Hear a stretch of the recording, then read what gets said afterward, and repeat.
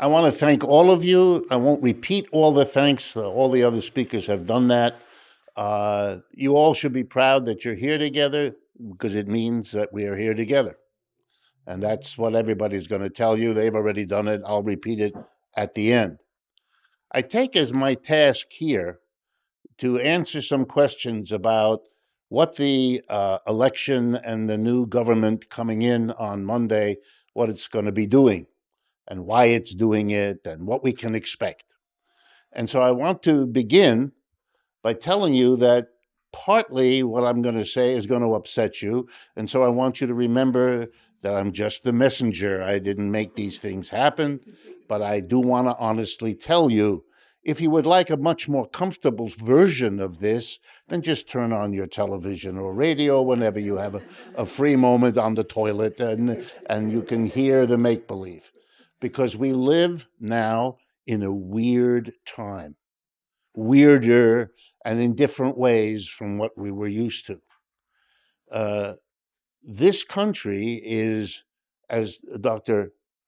Dr. Leon, I keep wanting to call him Wilmer because we've gotten to be friends, but yeah, as he pointed out, we live in a time of decline.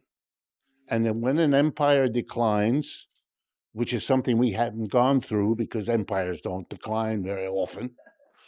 So, but let me tell you from the history books, a little bit we can tell, it's not fun to be in a declining empire. Much more fun when the empire is going up, which was the last century or a century and a half of this country, the ride up. We are now on the ride down. We haven't been prepared because we have leaders who cannot say a word about that.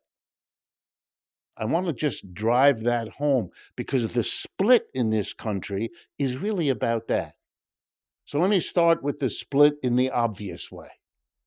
This Monday, we are having a national celebration of two key events. One that you hear about every day, all day, the inauguration of a new president. It's also the anniversary of the assassination of Martin Luther King. Same day. Wow, how different one celebration from the other. Who's celebrating what? You might say, and you wouldn't be far wrong, that those celebrating Mr. Trump are probably also celebrating the assassination of Mr. King. And those that are mourning one are likely also mourning the other one of those two events. But it's a country split between those on the one side of that and those on the other. And that split is everywhere now. And if you haven't noticed it yet, you will, because it's going to impact your life in all kinds of ways. So one of them to start, is a little bit about what a declining empire means, just to give you the context. The United States lost the war in Vietnam. When I say that in my classes, my students look at me. They've never heard such a thought. America, as they know from the comic books they read as children, only wins wars. It doesn't lose wars, but we lost. The war was fought against the Communist Party of North Vietnam, which has been running that country since the United States was driven out in 1975. Go check all of this. You will find I'm not making it up. After we lost the war in Vietnam, we went and had a big war in Afghanistan, which we also lost. That war was against the Taliban, which now runs that country, which is a good sign that you lost. We lost the war in Iraq. We are in the process of losing the war in Ukraine. But the split in the country is, if I were in certain audiences, I wouldn't dare say what I just said because they couldn't hear it. They could not hear it. And I wouldn't be able to get anything else across, so I couldn't start that way. I'm a teacher. I'm not going to try to lose my audience before I begin. But it is the reality. Let me give you a couple of more, just bits of getting what decline means. Last week, something happened on the part of a country called Indonesia. I don't know if you're familiar with it. It's a remarkable country in Asia made up of 18,000 islands in the Pacific. It's a huge country. The population of Indonesia is 280 million people. Makes it one of the largest countries in the world. Let me remind you, the population of the United States is 330 million. 280 isn't that far less than 330. It's an enormous thing. What they did, they joined the BRICS. They joined a full partner of the BRICS. BRICS, by the way, means it's the first letters of the countries Brazil, Russia, India, China, and South Africa. A dozen years ago, they began to form an alliance of what came to be called the Global South, to be independent, relatively, from the domination of the United States. And the core economy there, the biggest one, the most powerful, is, I'm sorry to tell you this, I know it'll come as an upset, the People's Republic of China. Remember, I'm the messenger. I have no responsibility for this at all. China and the BRICS. Indonesia joined them. Together now, the BRICS, built around China, have as the population of the countries that are part of the BRICS, about 22 countries now altogether. They have about 55 to 60% of the population of the world are members. What is the percentage of the world's population of the United States? 4.5%. You understand? We are 4.5%. They are 50 to 60%. In the words of, Mickey Mouse, uh-oh. Those odds are not so good, no matter how you cut it. And as a group, let me tell you how you cut it. We in economics have this little game. We ask, what is the total output in goods and services in a year of a country? Gives us a kind of rough idea of how big a country it is, how important its footprint is in the world. Okay, so if you take the BRICS, together now, they are about 35%, maybe a bit more, total output of the world. If you add up each of those countries' total output in a year, and you add them up, they account for 36%, more or less, of the world's output. Now let's compare that to the United States and its major allies. Those are called the G7, the group of seven. The United States, Japan, Canada, Britain, France, Italy, and Spain. And Britain, excuse me. Okay, that used to be the dominant player of the world. That used to be what world trade meant, what they did. Together they, that's all of them, now account for about 28% of the world's output. Do you understand? The BRICS is now what the United States was, but is no more. Now, if you're looking to where the wealth is, you go east, not west.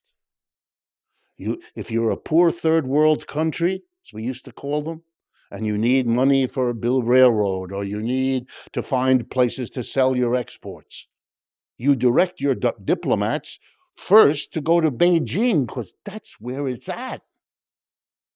If you can't get a good deal there, well, you might go to London or Washington. But whatever you are doing, you're going to play them against each other. You're going to say to the Americans, oh, that's the best you offer? Let's go the other place, see what they offer. You want to know why most of the railroads being built in Africa today are being built by the Chinese? There's your answer. They got a better deal. Everything is changing because of this, except here. where the make-believe is the way this country is dealing with this. Denial. We ought to ask Dr. Fra to help us with the understanding psychologically. We all know it from our personal lives, right? When we've lost a friend or a lover, and we had to wait until all our friends told us what we couldn't face ourselves. Well, we are the friends in this country who are being unable to vent. That's why what Indonesia did last week is something I'm not going to ask how many of you noticed it, because nobody will raise their hand.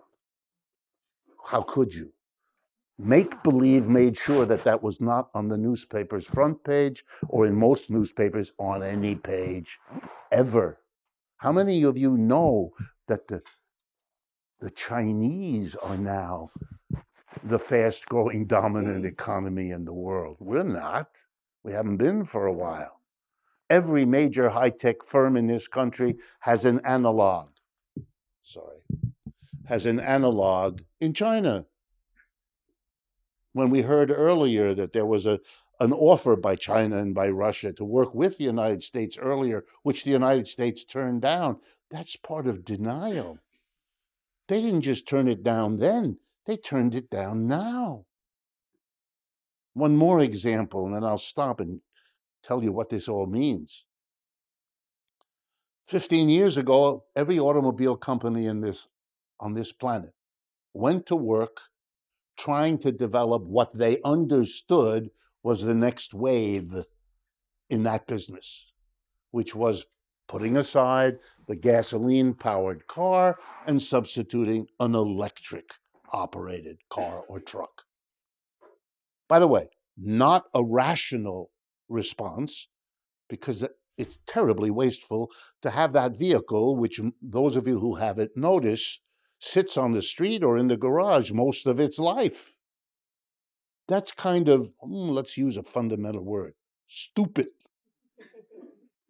It's stupid. It's a waste of resources. That car could serve 20 people each day if it were managed properly. What do I mean managed properly? Well, like a car rental business, that's how they would manage that. Or those bicycles we can now just take off the rack and put back on. That's a rational way. If you want to avoid killing people, which private cars do, if you want to avoid air pollution, cars are the major cause of it, and on and on. Rational would be to go from the private car to a mass transit efficient system. A beautiful train every 5 minutes, a beautiful bus, even more beautiful, every 3 minutes, everywhere. That's it. Infinitely cheaper, much more efficient. And none of you have to worry about it, because wherever it's parked, in the central lots, which we call car rental centers, there would be paid mechanics who make sure they're in proper condition. So the car would be in better shape, better cared for. The whole thing is nuts. And who is the person who invented this crazy bad solution to the fuel-burning car? That genius who did this terrible thing? Elon Musk. That's what he did. He found the way that automobile companies could make a profit by taking us out of gas cars into electric cars. So 15 years ago, all the car companies said, hooray, here's how we hold on to our profits by making these private cars for everybody. And they all went to work to compete. And there was a winner. As of 3 years ago, one company figured out how to make the best quality electric cars and trucks at the lowest price, which is what competition is supposed to result. And I'm sure you all know the name of this company. It's the BYD Corporation. Let me do that again. B as in boy, Y as in yellow, D as in dog, BYD. Now, your faces give you away. You never heard of this place or this thing. What is it? Well, what did I just tell you? They won the competition for the entire new wave of cars and trucks moving across this planet every day by the millions. And you never heard of them. Why? because they move everywhere except here. If you go to Europe right now, you'll see them all over the roads. BYD, and by the way, there's several Chinese car companies. They're not the only one. They're just the ones who did it best. Why don't you see them? Because we have a tariff started by Mr. Trump, raised by Mr. Biden. The tariff on the Chinese electric vehicles is 100%. So let me explain quickly what that means. The Chinese produce this wonderful thing, this electric vehicle, and let's take a simple number. $30,000 is what they cost for the car. You're an American. You need, therefore, to come up with $30,000 if, for example, you're a company that uses electric trucks to do part of your business. It's an input. You'd have to come up with $30,000 to get the truck. And then you'd have to pay 100%. Another $30,000 going to Uncle Sam, who put the tariff. Tariff is just a word for a tax. It's a word for a tax on an imported good or service, something that produced out of the country but brought in here for sale. That's what an import is, and tariff is the name of the tax you put on imports. We have been putting taxes on imports as a nation from the beginning, although throughout the history of the country, nothing new about it. But it's 100%, which means an American would have to buy that truck by giving China 30 grand for the truck, and Uncle Sam another 30 grand, and so with 60 grand, you get the truck. But of course, no one does that. Why? Because Ford and General Motors and Tesla will sell you an electric car or truck for a mere 40 grand or 50 grand or something like that. So who's helped by this? Ford and General Motors. They wouldn't be able to sell their crappy cars otherwise.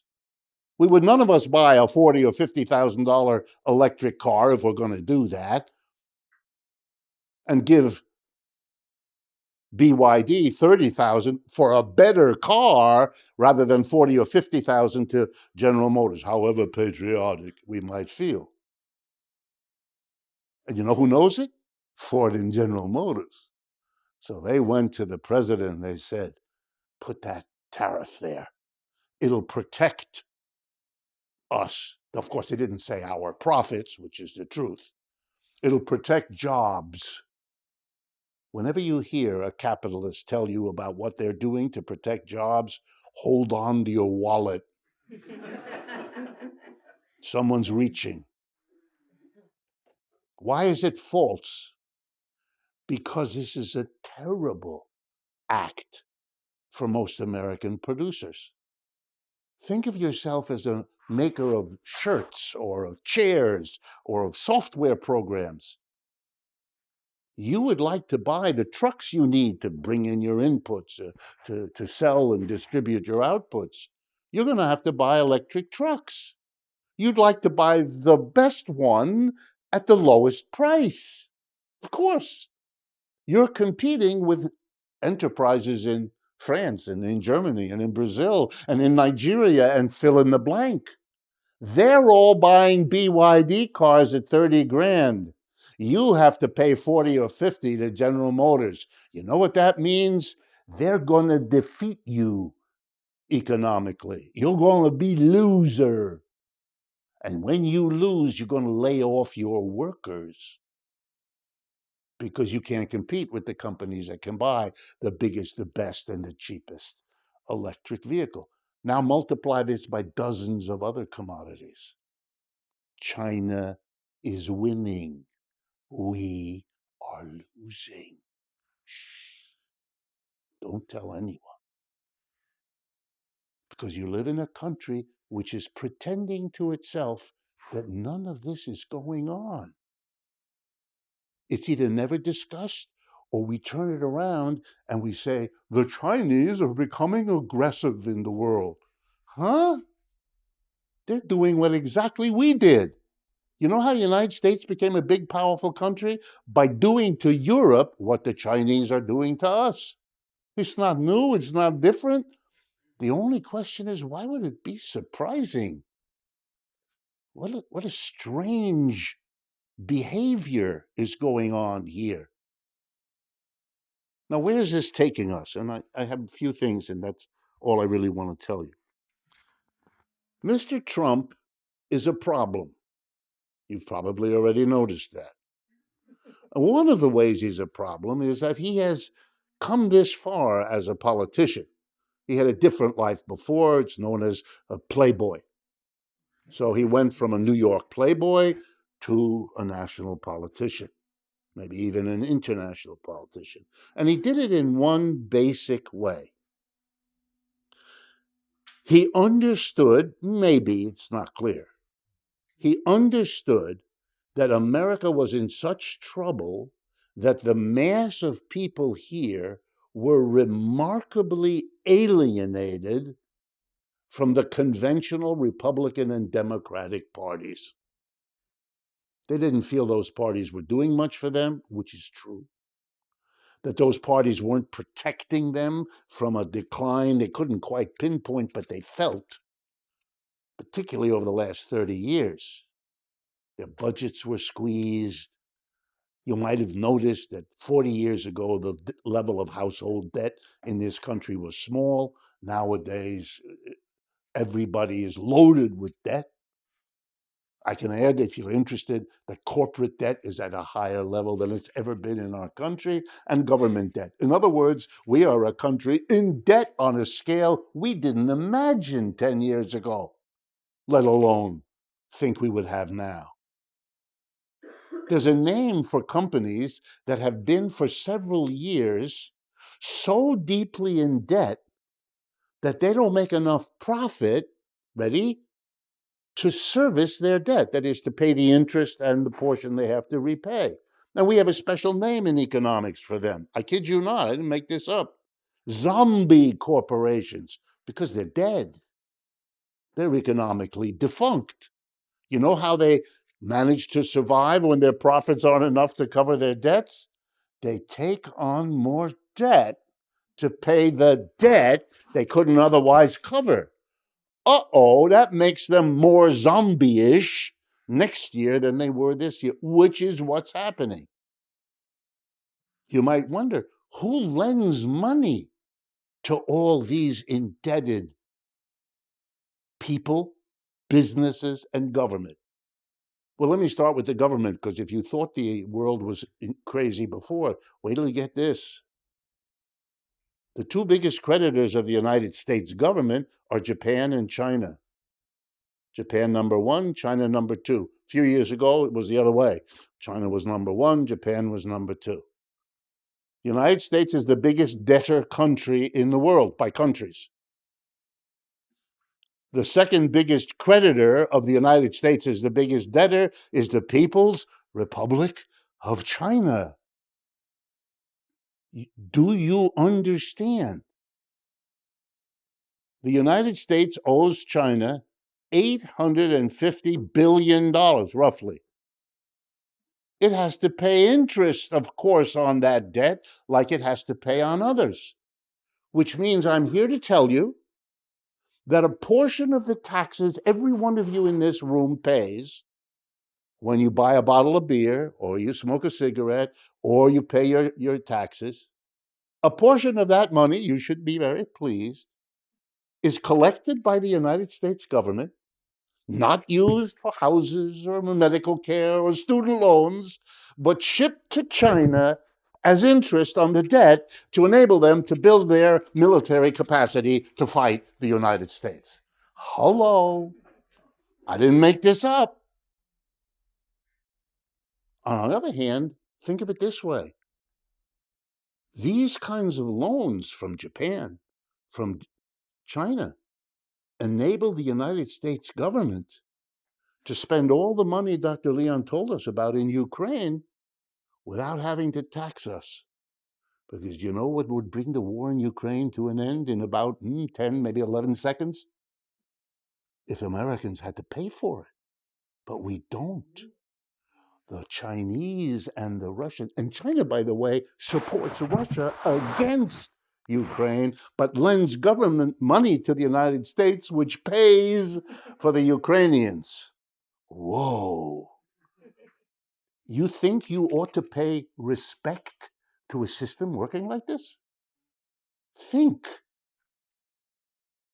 We are we are in a completely different world than we once were. The empire is declining. We are not strong. We are weak. We don't produce the bulk of the world's output. We don't control the bulk of the world's trade. The US dollar, which in 1950s, 60s, 70s was the global currency dominating all others, isn't anymore. Central banks around the country, which used to hold dollars as backing for their own currencies in their own countries because the dollar was as good as gold, it isn't anymore. So the dollar, from being 70, 80% of the reserves held by central banks, is now about 40%. Still important. We're still a big industrial power, but nothing like we were. Now, Mr. Trump understood that in this changing world, Americans were being squeezed. And he was right about that. And you should understand that we're still in that situation, and Mr. Trump is president because of it. Here's how it works. Every empire, as it goes down, has the following procedure of handling it. The people at the top, the rich and the powerful, respond to the decline by saying, oh, this is terrible, but not for me. The top always offloads the difficulties and burdens of a decline onto those people less powerful and less rich than themselves. The emperor in Rome didn't suffer the way the average people did.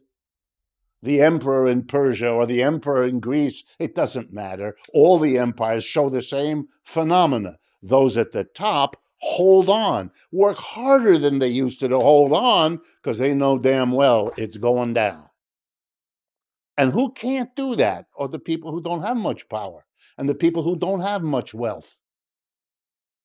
And so the working class has to be, one way or another, squeezed as you go down. And we, you, me, we're all being squeezed.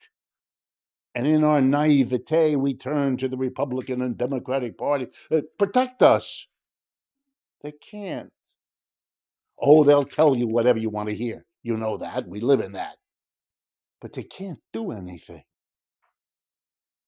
Because the only real thing to do would be to say honestly to the people, our empire's going down, it's going to be a hard thing, and maybe we all ought to get together to try to get through this difficulty together. Oh, that would be an interesting idea. Would have a name like, I don't know, socialism.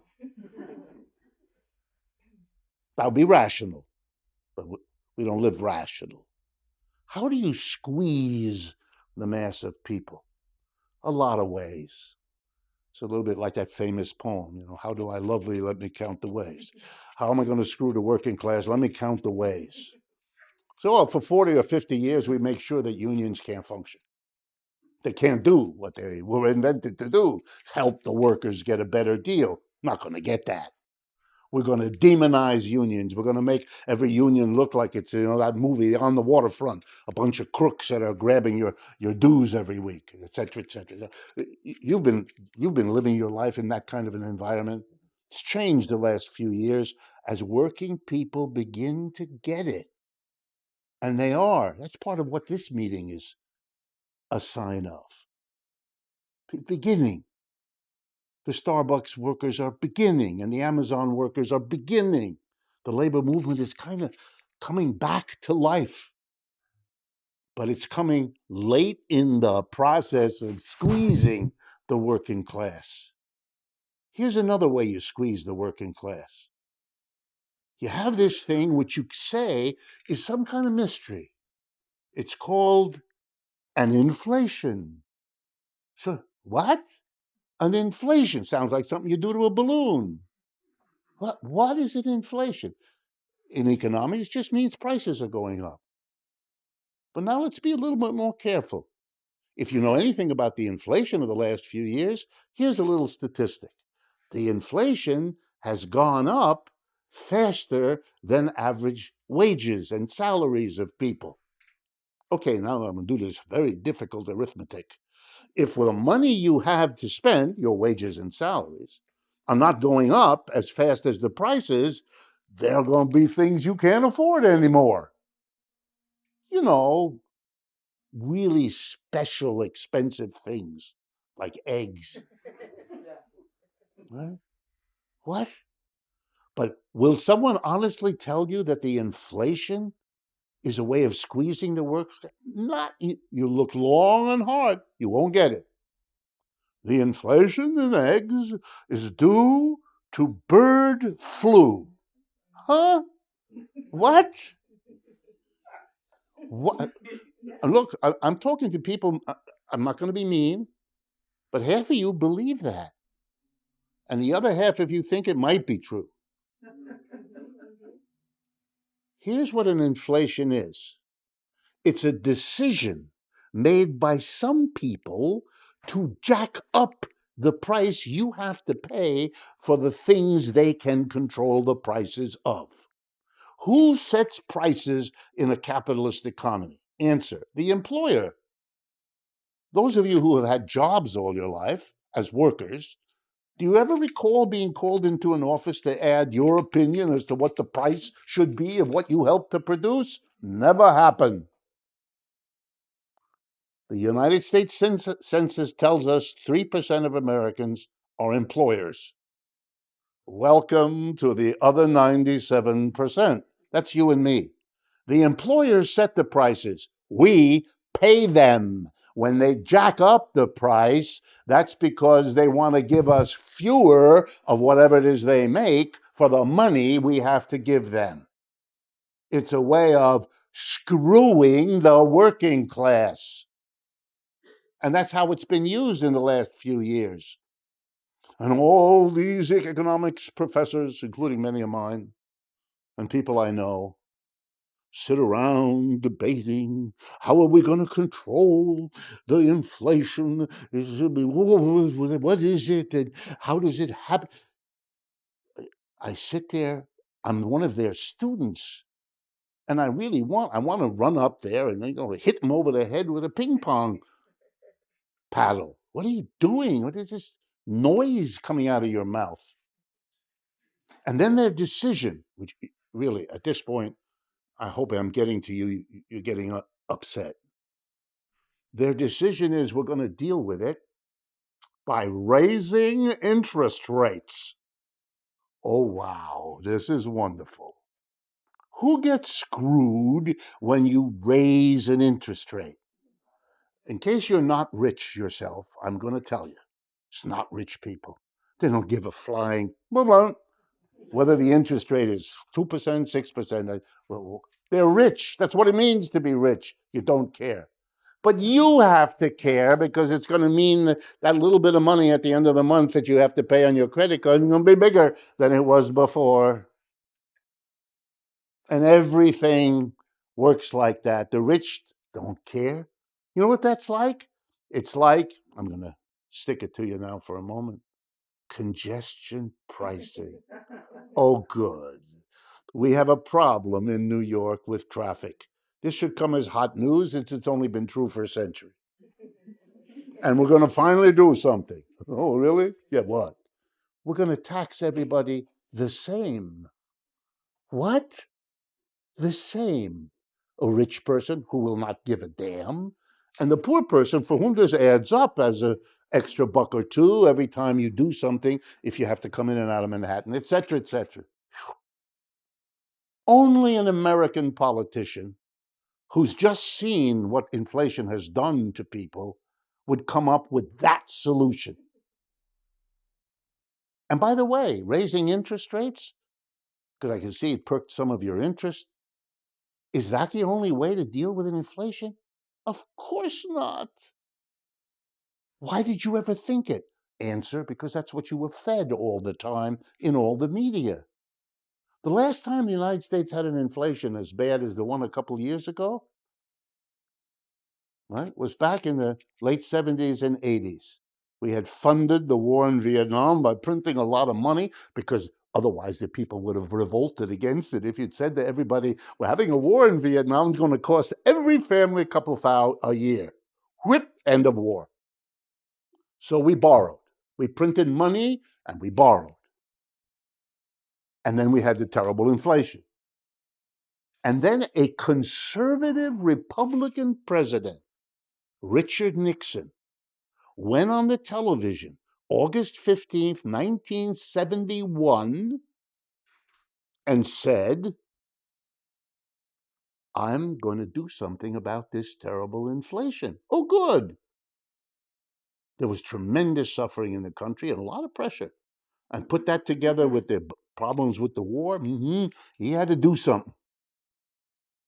So he declared a wage price freeze that day, 15th of August. As of tomorrow morning, he said, this conservative Republican president who became president by becoming the champion of anti-communism. As of tomorrow morning, he said, any business that raises its prices, we will come for you, we will arrest you, and you go to jail. Guess what? The next morning, inflation vanished. Amazing. Are you surprised? Shouldn't be. Is this a story about how you control an inflation? Yeah. Did it work? Yeah. Did it happen in the United States? Yeah. Do you know about it? No. No.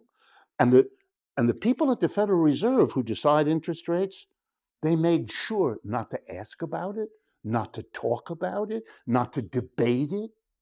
Let me give you another example, because I think that perked some of your interest. In the early 1940s, the United States decided to enter and fight World War II. And the economists, who, by the way, included a significant number of Marxists and socialists, because in the 1940s, they would be hired by President Roosevelt at the time because they were considered the most reliable anti-Nazis, anti-fascists. So people like Galbraith, whose name you may know, Paul Sweezy, Harry Magdoff, people, very important people on the left of American economics, were working in Washington. And they went to Roosevelt and they said, okay, you got a problem.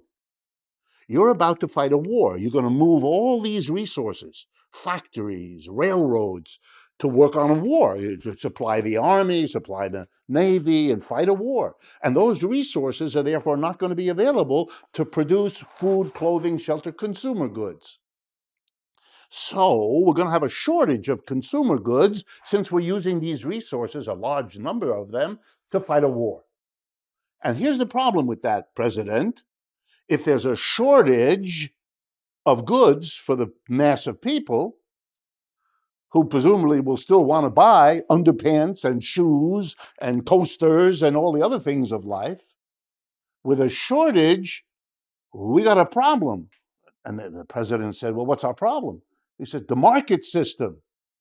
The president was confused. I said, I thought we were supposed to be for that. Yeah, but we can't afford it in a war. Why not? They had to explain to him, just like I'm doing now with you. If there's a sudden shortage, then there won't be enough toasters or ice cream cones or fill in the blank. And you know what happens in a market economy when there's scarcity of goods? The people with the money offer more. You'll come with your dollar to the ice cream vendor in the park, and you got your two little kids with you, and you want to buy them an ice cream cone, and you hand him $2 for the 2 cones, and he looks at you and says, I only got 4 cones left. And before you can respond, the person next to you, who you can tell by his outfit is much better heeled than you are, says, I'll offer you $5 for each cone. Guess who gets the cones? If you have a shortage, a market system is a system that allocates whatever is scarce to the people with the most money. Those of you who think of yourself as moral or ethical ought to think about why you support a market system that does what I just said. Really? That's what you want? You want to live in an economy that distributes whatever is scarce to people with the most money? You know what that means? It means that the little bit of milk will be purchased at a high price by the nice rich couple who gives it to their cat. But it will not be affordable to the poor couple who needs it for their children. That's how the market works, Jack. You're supposed to love the market. You're supposed to believe it's efficient. It never was. That kind of argument is what we in academia call bullshit. But it works. Mr. Trump has become president because he knew that the mass of the American people were being squeezed and that the conventional Republicans and Democrats weren't doing squat about it. And he said, I'm different. Watch me. I'm going to call all Mexicans rapists. I'm going to be outrageous. I'm going to say the things that were quoted earlier. I'm going to be a misogynist, not quietly and under the table, the way it's usually done, but big and loud and open, all about it. Watch me. I'll say all those racist and other things that other politicians believe, but no, have learned, don't say that, or at least don't say it in public. And he convinced Americans, a lot of them, not all, but a lot of them, he's different. And when you got two parties that aren't doing anything for you, and you're feeling very squeezed, you give your vote to somebody different. After all, why not? The Democrats had the equivalent. You all know his name, Bernie. He was the different on the other end. The politician who, for the first time in half a century, didn't run away from the name socialist. Had he run, he would have picked up that same different. Maybe let's go with him. But the Democrats shut down their only chance. And look at them. They suffered the results. Mr. Trump, there's no reason for any of us to imagine he's going to change. He's going to be Mr. Different. That's what he does. And you can already see it. You can see it in what he did to Mr. Netanyahu. Bye-bye. Bye-bye, Mr. Netanyahu. Your life is probably over, your career, almost certainly. For those of you who don't understand it, it's again American craziness. The Israelis made a decision to hitch their wagon with the United States. They made that decision many years ago. Fateful decision. Good in the short run, a disaster in the long run. And that disaster has now come full circle. They're identified in the whole world as a complicit partner in what was done in Gaza. The Israelis went into Gaza to defeat and destroy Hamas. Didn't work. To defeat or eject the Palestinian people. Didn't work. And all that happened 2 days ago was a decision by the United States upon which it depends to cut its relationship with a losing proposition. It's ugly all around. It will not save the United States from being identified as complicit with all that happened there. And the books and articles and documentaries about it will be with us for the next generation. And Hamas, it will inherit the rage and the fury of 2.5 million residents of Gaza who have watched their mother, their father, their children. The young people that are coming are going to be a much greater danger to Israel than the old Hamas ever was. This is a disaster. And most of the world sees it. That's why the votes in the UN are lopsided, 150 countries on the side of the Palestinians, 25 abstentions, the United States, Israel, and the Canary Islands. I mean, this is silly. It's a silly spectacle. But that's another sign of a country going down. Last example, Ukraine.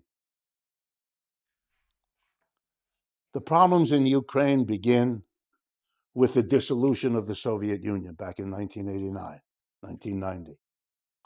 Ukraine, a major part of what used to be the Soviet Union, particularly important in grain growing, very, very rich soil, so forth.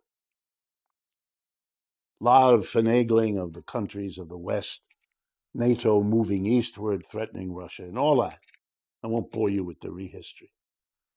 And then to stop what was happening after NATO took over in Poland, Czechoslovakia, and all the rest, Mr. Putin and the Russians said, no, not Ukraine, not the eastern part of Ukraine, which is majority Russian and Russian speaking, Russian language, Russian culture, and so on.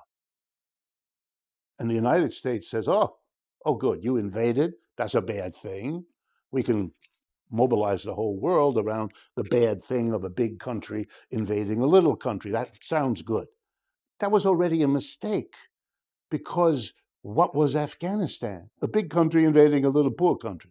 What was Vietnam? A big country invading a...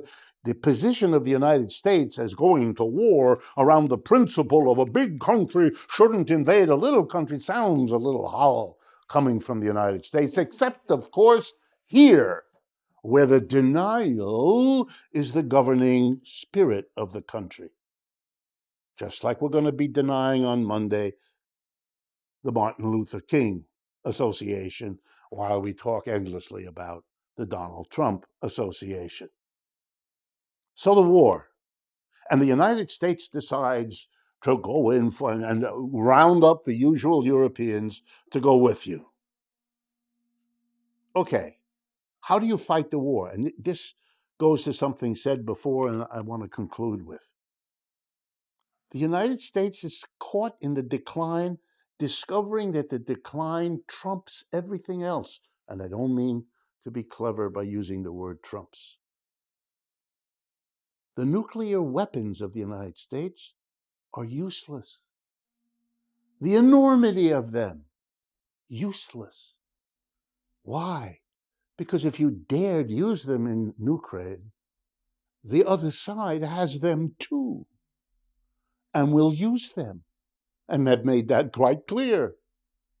So you can't, because it's self-destructive.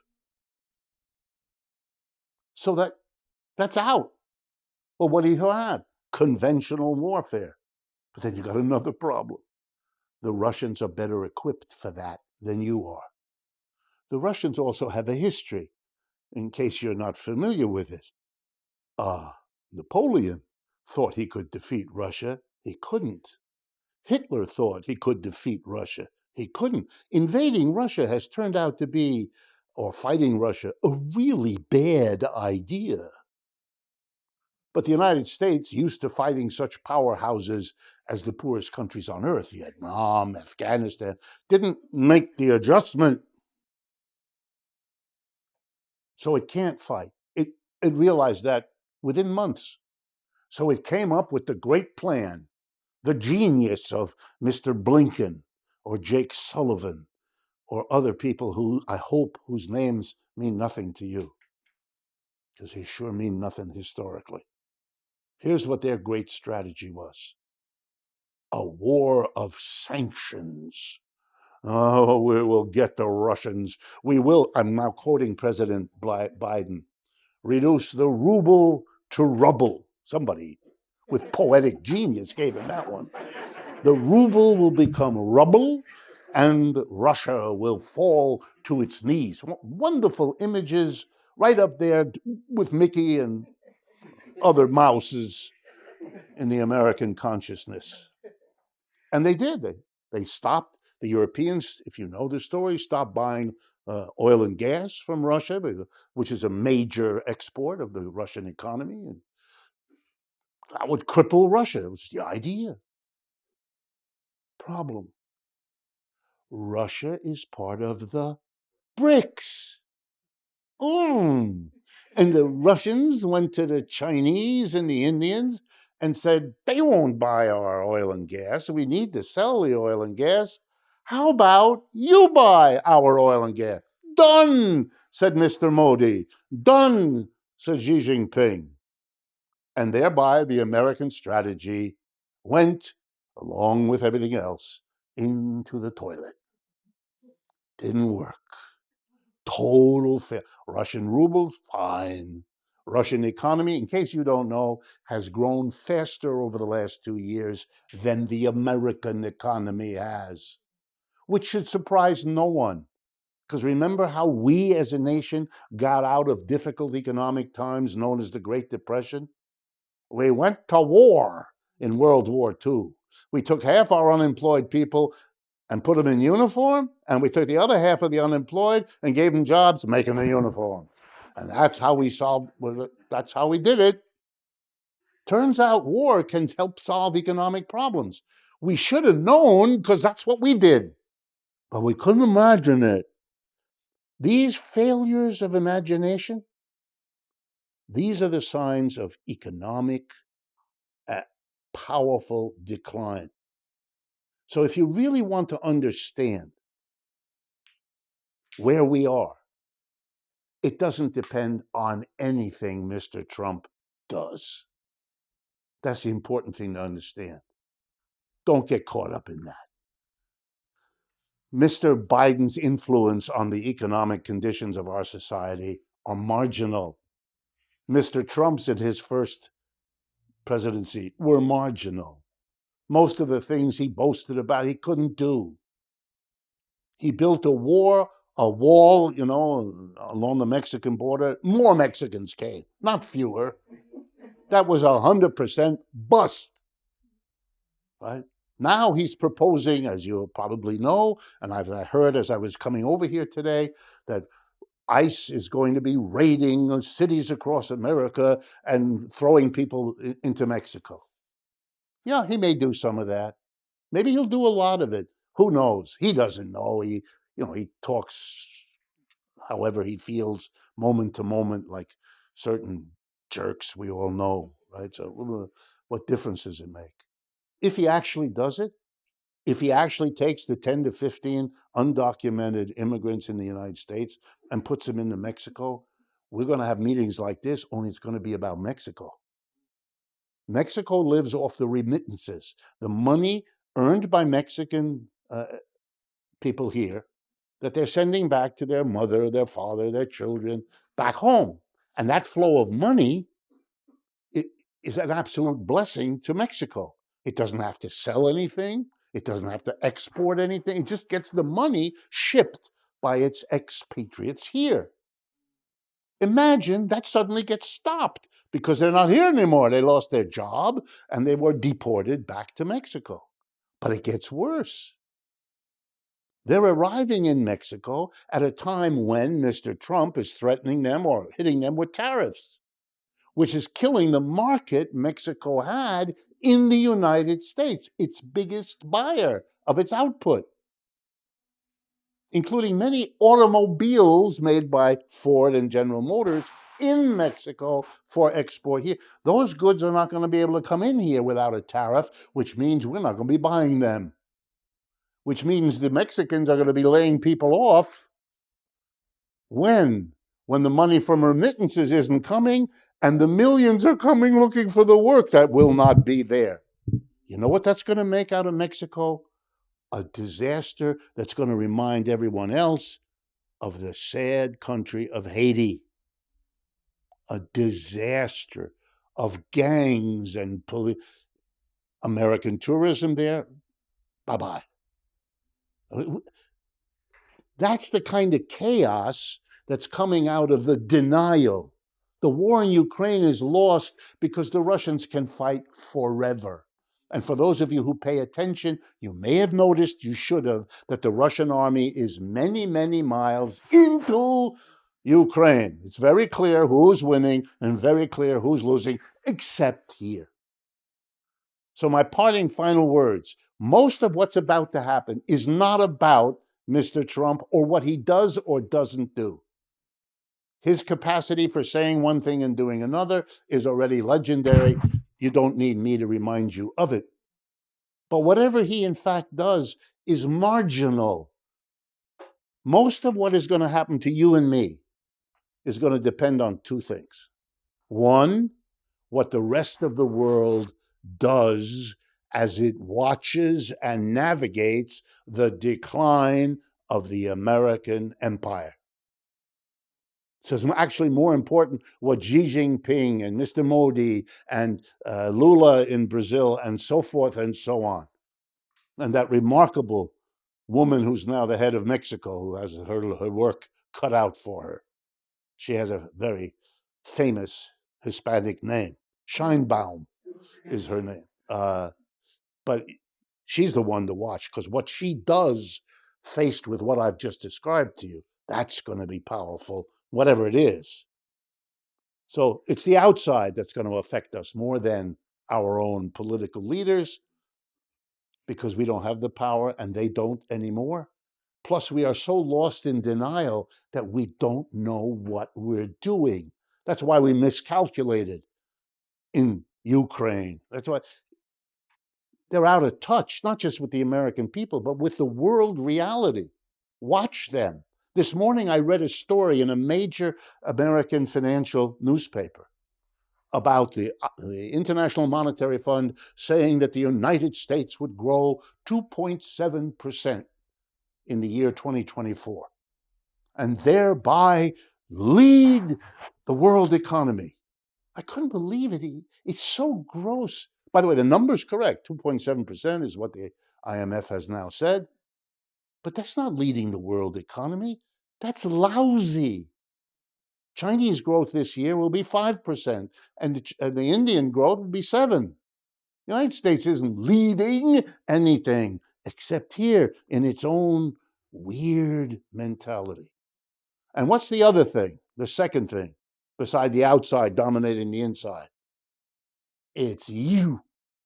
And that has been said by both of my fellow speakers. We are the unknown. Will the American people allow themselves to be the ones who get screwed as this empire passes? It's the same question that the British working class had to face when the British Empire collapsed over the last century. We, whether women building up or formerly incarcerated people, will they get together? Will they make movements? Will they make demands? Will they make coalitions with one another to realize those demands? That's the wild card everywhere. By the way, there are think tanks all over America that are asking the same question. They're worried. Is the labor movement waking up in a way that could change all of this? People were being worked at unbelievable stress in Amazon warehouse for years, or in Starbucks coffee shops for years. But in the last 2 or 3 years, enough is enough, no more. We're gonna. That remarkable group, Chris Smalls and the folks out there in Staten Island, that's a remarkable and has had effects everywhere else. The Boeing workers on the West Coast rejected 3 contracts before they accepted the one that they found, which was better than the ones that they had rejected. The labor movement, that's the question. That's why this meeting, and that's why this building, and that's why these efforts, and that's why the speakers are really very, very important. If this gives you a swell head, that's my point. It is more in your hands than you think of, because in addition to saving yourselves, if it's a time of decline, if the people who run this society are so busy denying it, refusing to face it, as I've tried to show you, then we are stronger than we might suspect, and they are weaker than they might feel confident about. And that's a good time for us to act. The conditions are pretty good, not terrible, as some of my fellow leftists are worrying about. Of course, we have problems and difficulty. I'm not pretending otherwise. But we also have an historical moment. I was having a conversation with one of you in the audience just before I made my speech, and she pointed out quite rightly that the old Cold War mentality, that everything to the left is evil, bad, won't work, is dead. That generation died and took it with him. Young people today don't have that mentality. They're much more open to what it is. If anything that I have said strikes you as reasonable and logical and linked together and makes a point, then you might take some comfort in knowing that this is what I say. I do radio, television, appearances every day. We have 450,000 subscribers to our YouTube channel. The audience for what I have to say is enormous. And these are people who are not offended or disgusted or anything else. The questions we get from email are all perfectly reasonable questions that people have about something they disagree with or something they, want more information about. So we shouldn't worry.